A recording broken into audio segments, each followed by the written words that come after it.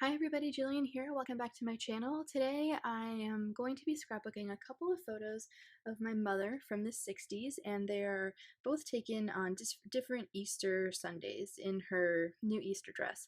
And so I just got these from my dad actually, and was really eager to take a break from scrapbooking my ancestry trip. And since Easter is coming up, I thought this was a perfect opportunity to scrapbook these two, I guess they're like three and a half by 3.5 photos. So I'm going to be using these today, and I'm going to use the original. So I'm going to be using photo corners to adhere them down. And I thought this was a great opportunity to use some of the new Dear Lizzy Happy Place collection. So I pulled out some papers that I think that I thought would work well for an Easter layout. And then I also pulled a few papers from the Bloom collection by Maggie Holmes. I used these more recently in a few layouts, and so I'm eager to jump in and use some of the new Dear Lizzy products. So what I've pulled out here is the transparency sheet, and we'll see how this looks. I'm going to try something a little different. I want to include as many of these patterns as I can. So these are all from the Happy Place collection, and this is a cut apart sheet. I thought I might use these glasses, and then I realized that I had this entire sheet of glasses. I also pulled out the ephemera pack, and I'll go ahead and open this up at some point during the video, and then I also pulled out the cardstock sticker sheet from the Bloom collection. I haven't thought much further ahead than this as far as like thickers and what I'm going to do for a title and things like that, so let's go ahead and get started. Next, I'm inventorying the pattern paper that I have and figuring out what I want to use, and I'm just going to go ahead and put that to the side. Pattern paper is my favorite part of scrapbooking. It's my favorite product to buy, to use, and I'm always trying to find ways to use more of it on one single layout. For this page, what I'm going to do is cut random sizes of pattern papers and then place them on the background in a kind of patchwork design almost, and then place the photos on top of that, and then figure out where my title and journaling are going to go.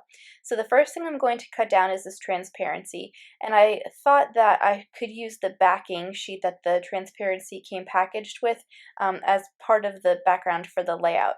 So I don't end up using it. It's got this weird sheen to it, but for now I'm going to go ahead and work on it. So I put the photos down where I think they're going to go, and then I trace around them with a pencil so that I know where they're going to stay.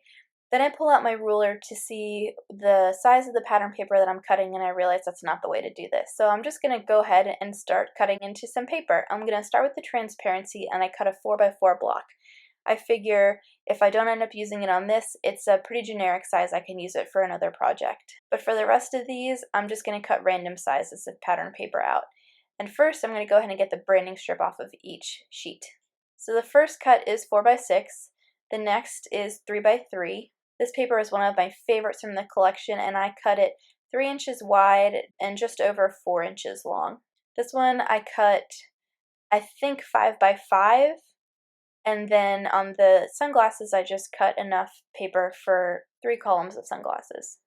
So next I'm going to get my photos back on the layout, and I'm kind of just going to shuffle the paper around, figure out what looks best, what fits where.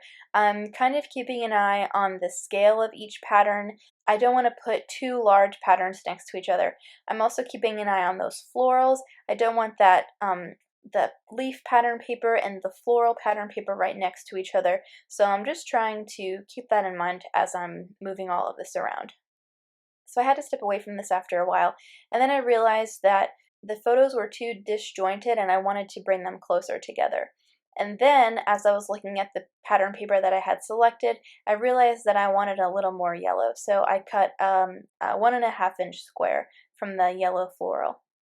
Next, I'm going to go ahead and get things cut down.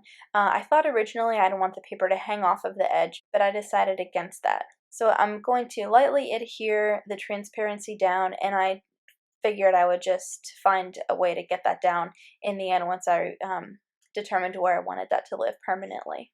So next I'm just going ahead and trimming down the pieces of pattern paper.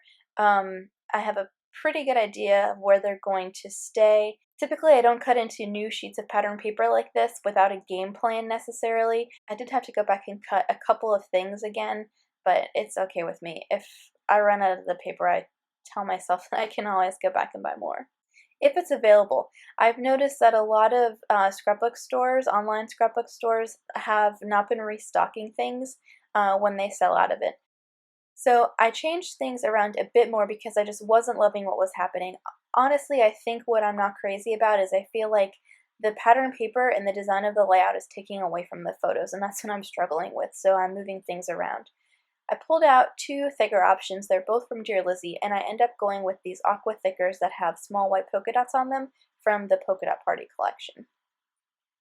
Now, I wanted the title to be Easter Sundays, but I didn't have enough letters to spell out Easter, and I only had one S, so I had to deviate from that plan.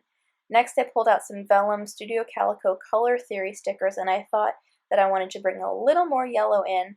I put this down on the wax paper and realized I didn't like it, so then I ended up going back to these even older Dear Lizzy thickers. I'm not sure what the font is. It's just a white foam, and that worked well enough for me. This layout took me a lot longer than usual, and I was ready to be done with it, so I was making quick decisions here towards the end. So now that I know that that transparency is going to stay there, I went ahead and stapled it down with my tiny attacher.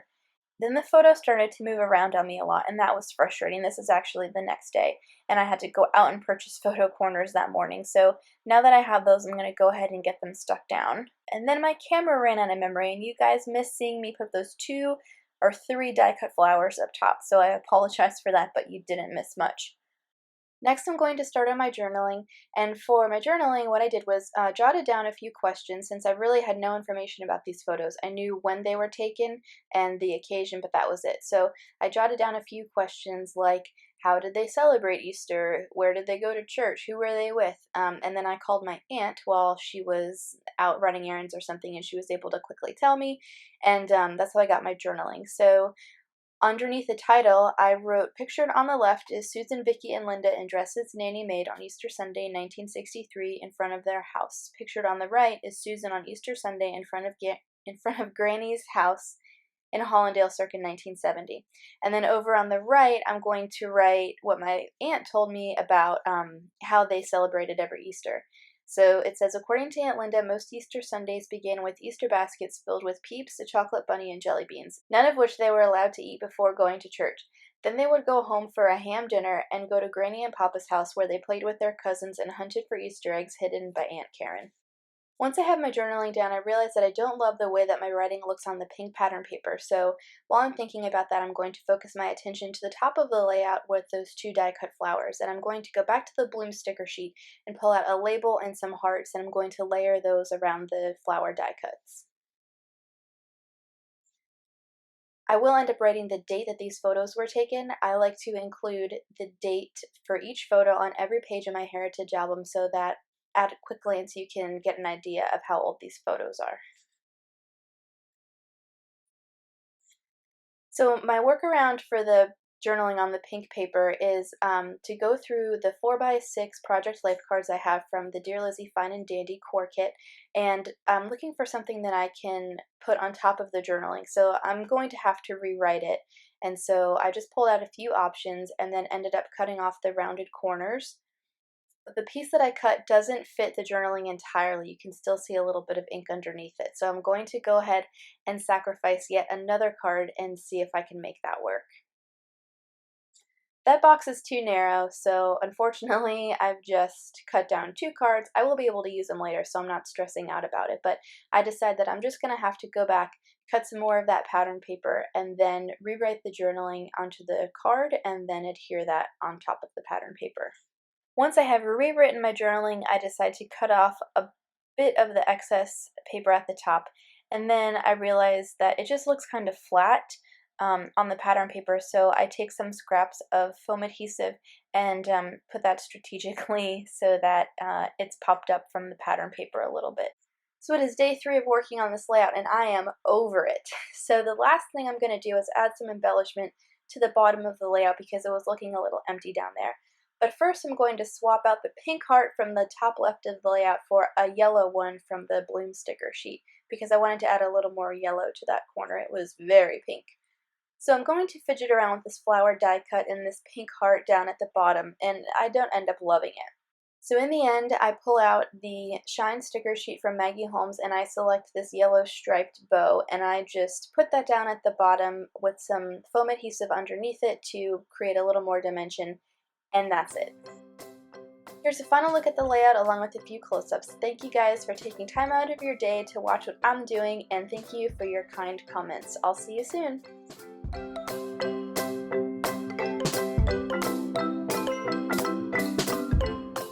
Here's a look at the Happy Place die cut pack. I'll start with the acetate and then show you guys the cardstock pieces.